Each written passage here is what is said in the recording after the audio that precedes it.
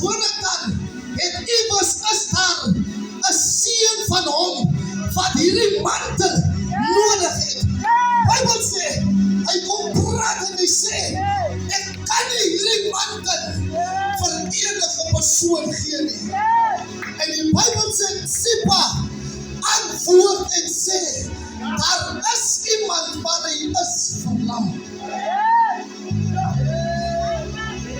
In ander woorde, hy bring eers die kondisie en die toestand van hierdie jongman na vore, dat die koning sy mind moet change.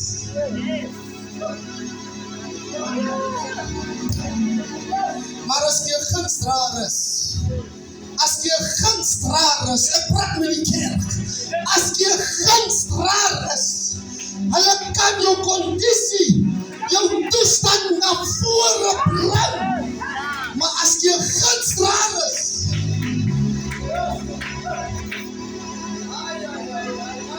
miskien is hierdie woord net vir my bedoel vanmôre, maar ek stap aan die belofte van God. Hy sê vir die volk van Moses, cross over into the promise. Vaar oor na die belofte wat God vir jou instoor het. En die belofte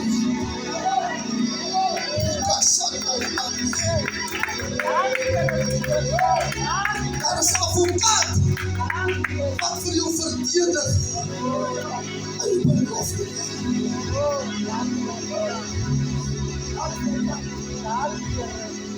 en die Bybel sê dat hierdie man het hom afgeskryf. Hierdie man het vir homself gesê, ek is 'n niks. Hierdie man het vir homself as 'n dooie hond gesien. Hy het gekom en dan gesê, daar is 'n môre wat sal aanbreek in jou lewe. Maar hierdie jong man het vir homself gesê, it is done with my life. Maar daar is 'n advokaat. Halleluja! Wat besig is om aan die aroma vir jou in die presse in te tree. Terwyl jy jou afskryf en lodebaar, is daar iemand wat besig is om jou naam op te skryf.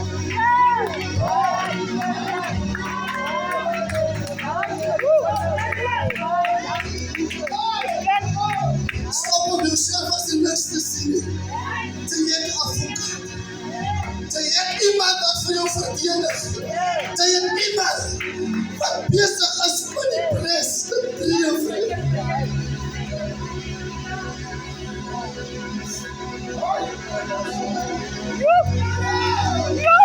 As jy op pres,